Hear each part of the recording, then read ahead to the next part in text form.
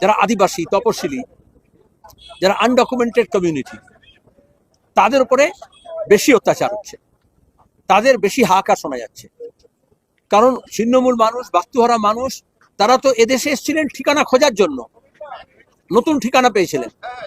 বাম আমল, এই বাস্তুহারা সম্মিলিত বাস্তুহারা কেন্দ্রীয় উদ্বাস্তু পরিষদ, তারা হচ্ছে এ কাজে সাহায্য করেছিল, লড়াই করেছিল।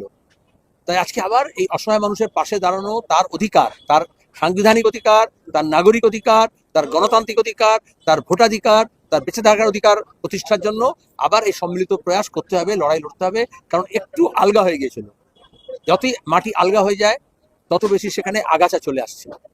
সেখানে আমরা দাঁড়িয়ে এই সম্মেলনের সিদ্ধান্ত হয়েছে, এবং আমরা গত 2 মাস ধরেই আলোচনা করছি যে এটা এককভাবে যদি হয় মানুষ অসহায় হয়ে যাবে, সেটা পথ নয়। যত সম্মিলিত প্রয়াস হবে, আমরা ইসিআইকে, সিওকে, এইওকে, বিএলওকে বাধ্য করব যে কোনো প্রকৃত মানুষের ভোটাধিকার কাটা যাতে না যায় তার ব্যবস্থা।